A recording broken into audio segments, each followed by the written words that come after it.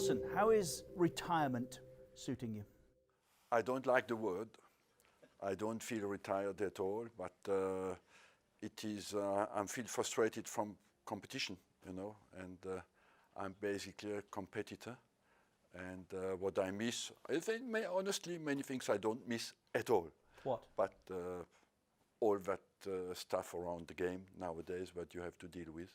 But of course, the day, the competition, the achievement that you can do together, sharing emotions, sharing competition, and ups and downs with others. Of course, you miss that because I spent my life in that.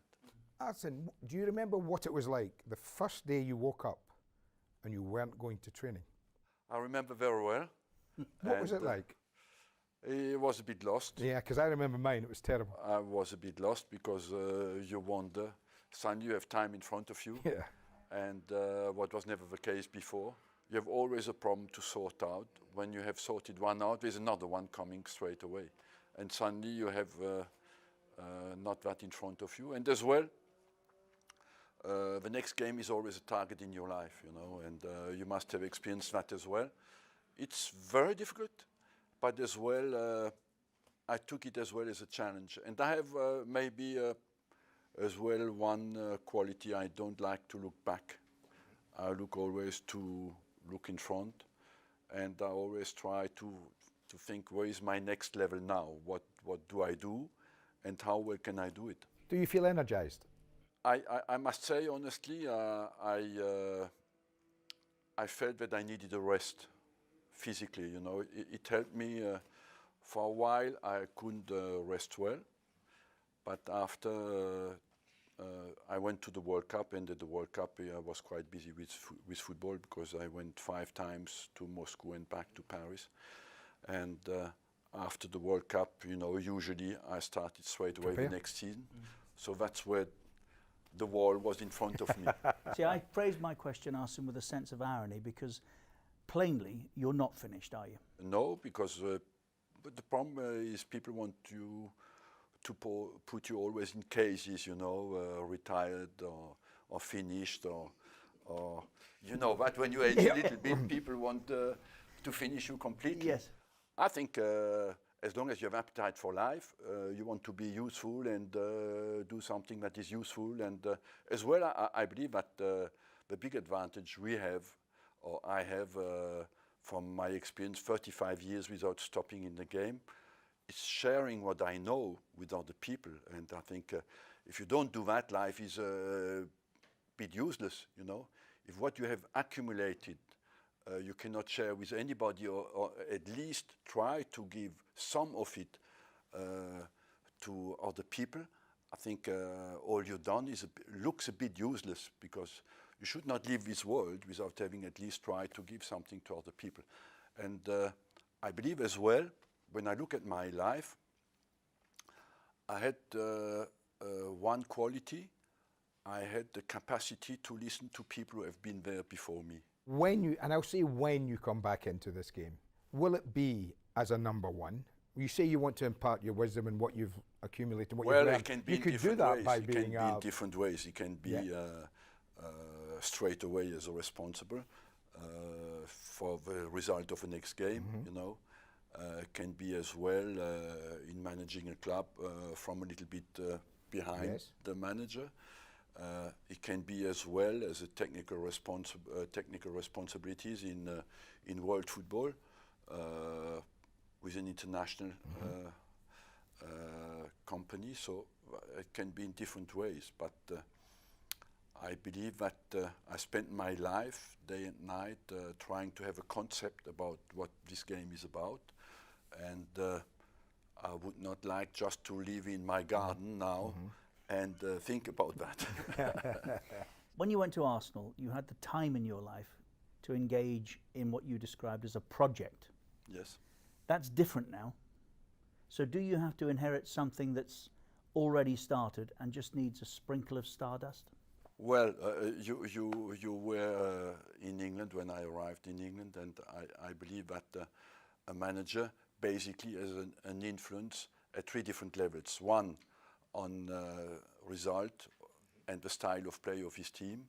2, on the individual career of a player, because some do not do well, but they develop players, you know, and 3, on the impulse and the development you can give to a football club.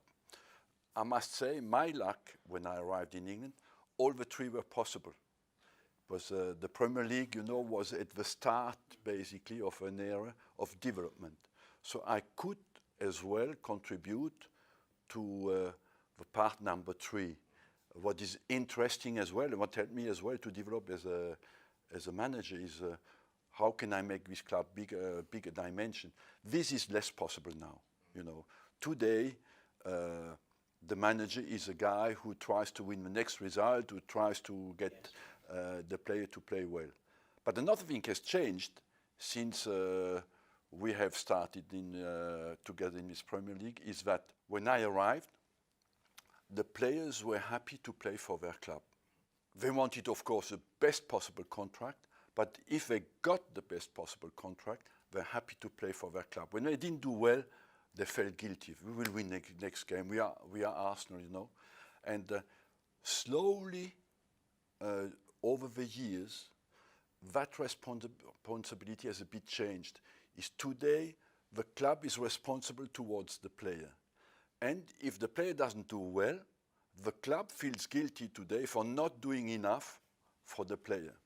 It's not obvious, but when you think about, when you look at the distance, that has changed.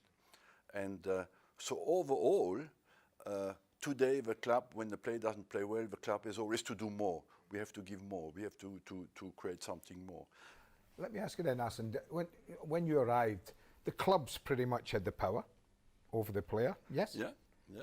Do the players now have too much power over the clubs? Too much, I don't know, but they have much more, and nobody would dispute that. And I would say even when you think that today the big players, the massive players, are basically a club inside the club. Why? Because they have their own social responsible network responsible. They have their own physio sometimes. They have their own fitness coach. They have there's a club structure So within can I the just club. add, you missed 2 out there. DJ, rapper, and chef, usually. I'm not a specialist in that.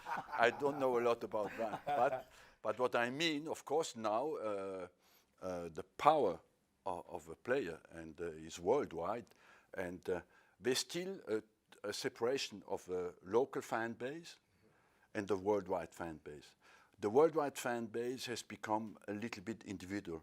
That means, for example, when Ronaldo goes from Real Madrid to Juventus, you have his fans move with him about that. to Yes, Juventus. absolutely. You know, so the international fan base has more a stardom fan base. The local fan base, what we know in England, is still similar.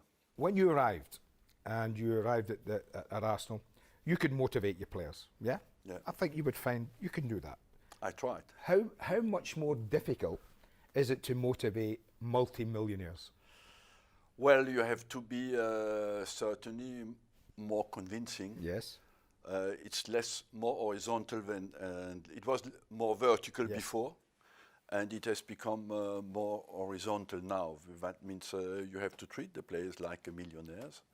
That means you have to convince them. They're better informed as well. They have their own advice around them as well, and so the society has changed. I believe that overall the players have become more professional, that football has become better. The psychological context has become a little bit more complicated, and the environment of the clubs as well itself has become more complicated because everybody has an opinion. This opinion is spread worldwide straight away. You have a judgment before the game when you have picked the team, during the game and after the game, you know, and so the resistance to stress, the demand of strength of people who are responsible is certainly higher, has become higher in the last 20 years, yes. So how different was half-time when you started to the last one that you sat in charge of? I must say, today we live in the world of artificial intelligence, you know, and that you flooded with information at halftime, what was not the case. Sometimes you flooded your dressing room with your emotions at halftime. Today, you have first to meet all the scientists who sit in the stand to collect the data, you know, and see that, sort out what is important. And the modern manager is basically a guy who has to trust his feeling, but as well a guy who has to select 3, 4 important things that can get him to help. He gets 100, but he must choose the 3 or 4 important things that can help him to be a bit more efficient in the second half. But as well, I said many times, you know, you could imagine that the next chairman who decided that the social networks can make a change in the second half. I've seen you mention that, yes. Do you really think we're going that way? That will become more and more No, influential. surely not, Arsene. It will happen. What would you do then if social media came to you at halftime and said, you've got to change I the player? personally would not accept it, but I'm a bit from the old school on that front, you know. Exactly. But you're convinced that we're going in that direction? We're going in that direction, of course. If you imagine that the power of the social networks, what is even worse, it's not the majority, it's a minority who is the most extreme, you know. But it's a bit like the problem that democracy has.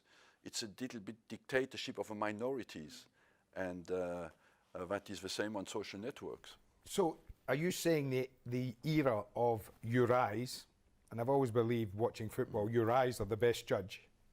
Is that gone? Not for me. Good.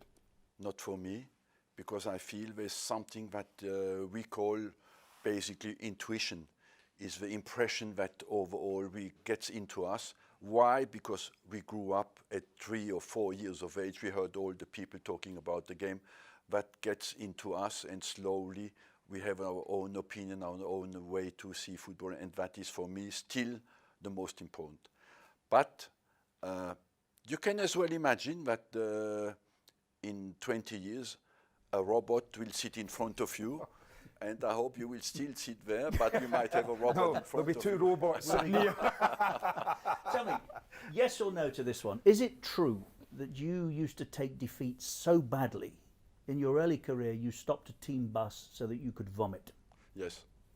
Do you still take defeat badly? Very badly. I must say that's something that I noticed over life, and I would say I reproach myself. Why cannot live a bit better with losing? You shouldn't.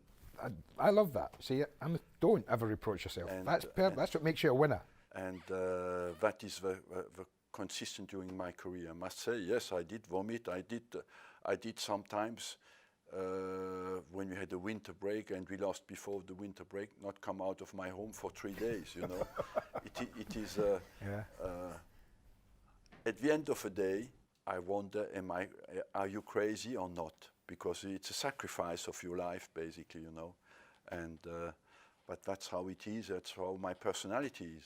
Let's go back to the moment that you said the realization came that you weren't going to Arsenal on that Monday morning, whenever that was recently. What did you do? What do you do when you're not thinking about football? And how much space is there for that to be? I read sport, listen to sport. I read science. I try to get informed. What science? What science do you like? Sport science. Okay. I like politics as well. I like to know where the world goes, how is the evolution of our society. You never thought about standing for president in France? Got a chance. Seriously? No, got a chance. I think I'm conscious of my limitations, you know. I think you might be very good. Yeah. But you enjoy the political scene. I enjoy it. I love it. Yes, because I would say as well when we speak about sharing, and I would like to know as well that the society, the world, humanity gets always better. You know, we are lucky not to have known war in our life. Yeah, it's exactly. the first time for many generations. I mean, I think that we look at the number of people who have sacrificed their life basically for stupidities. You know, at 20 years of age. We are the first generations who had only to fight in football. That's not bad. We were lucky. You say you don't look back. Well, let's have a little look back just for a moment. Everything you did when you arrived in England, you're the guy that is credited with changing everything in terms of preparation. Yes? Diet. Did you expect to find the game in the place that it is now when you started to preach to people like Ray Parlour, Tony Adams, Martin Keown and others that life had got to change? You know, all these guys were my luck. First of all, they were better players than I thought. Were they? Yes, when I arrived. They must have been. You kept them in. And all around 30. When I arrived, I had 9 players with 30 or over 30. And it was coincided as well. They were all intelligent. They had as well all character, what you call character in England. Character, absolutely. We go on Tuesday night to Sheffield United, don't worry, we'll be there. That was the time where you had to behave like that. But as well, it was the time that coincided with the influx of television money. And all these players, they moved basically from 200,000 to 1 million in 6 months, you know, or in a year. So every year more for them was fantastic, you know. 1 year more was for them 4 years before. Ian Wright, when I arrived, was on 250,000, you know, per year. That shows you what, and he was the star of the team. So in 1 year he moved to 1 million or 1.2. So for them 1 year more. So they were ready for the change. If it could then give them 1 more year or 2 more years. So most of them played until 34, 35. So they made, that has changed.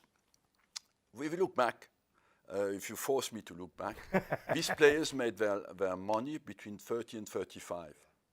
After we moved from 25 to 30, after from 20 to 25, and today we are in England from 16 to 20. They make more money. You would be absolutely amazed when you see the amount of money that a good 17-year-old player is making. We wouldn't be.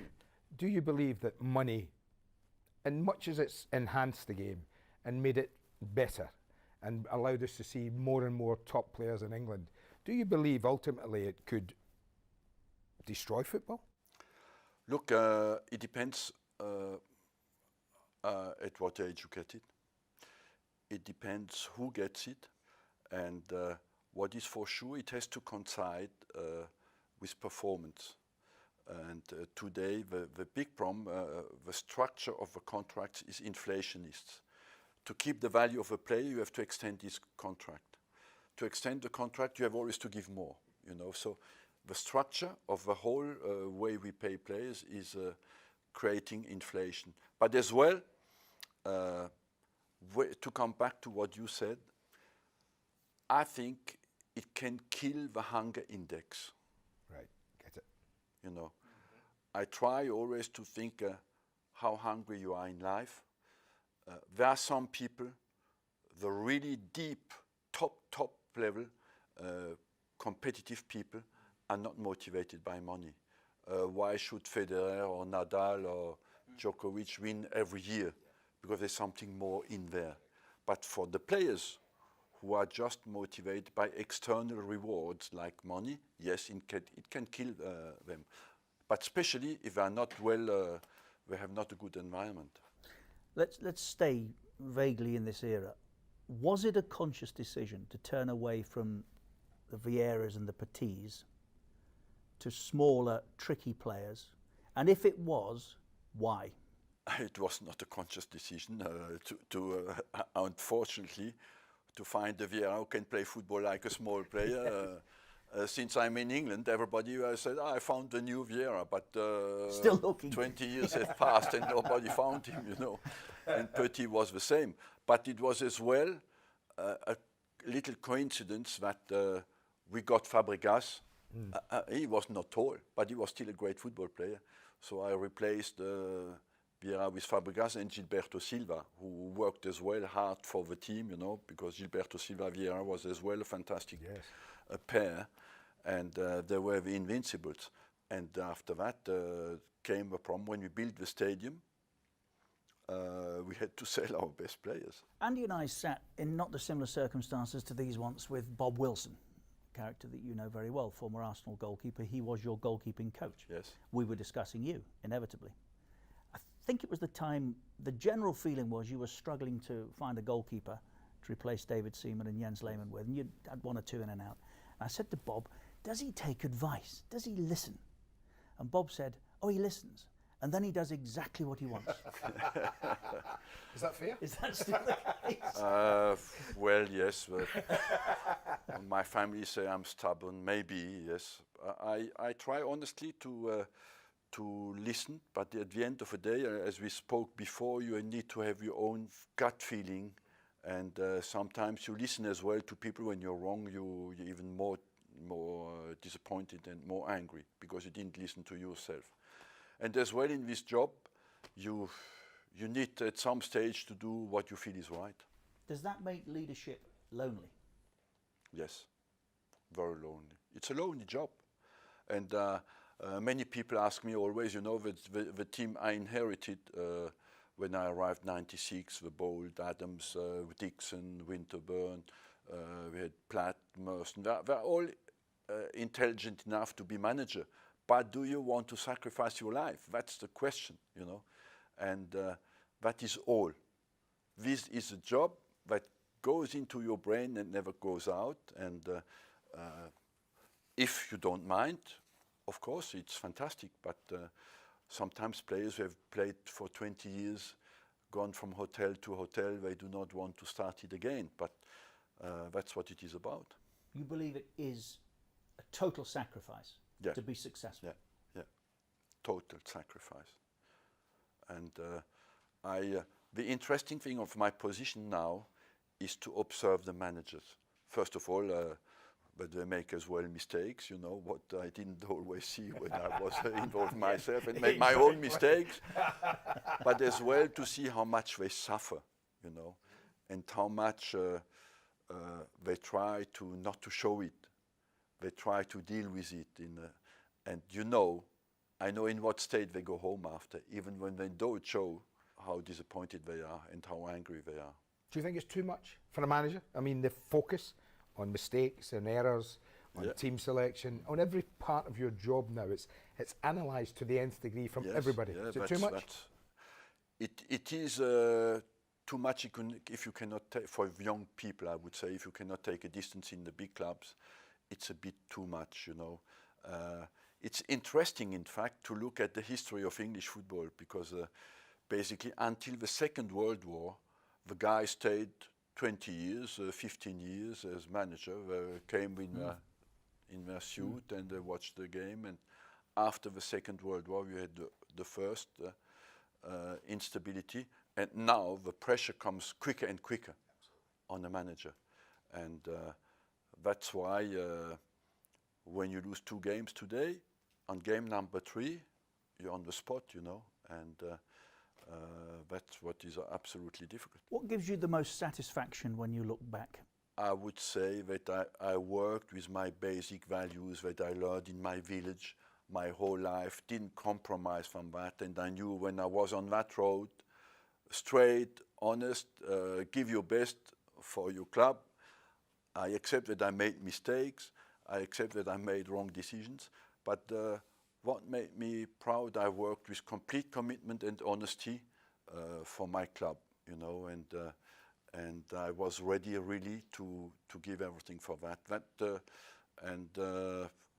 at the end of the day is that you work with your values. You start your life with that and you finish your life with that. If you haven't any more questions, I have 2. I mentioned on Twitter yesterday that we were going to sit down in a situation like this, and I asked, if you got the opportunity, what would be the question you would most like to put to Arsene Wenger? Now, there were many, but the one that came up more often than not was, did you ever manage to zip that coat up? Yes, in fact, I improved in that.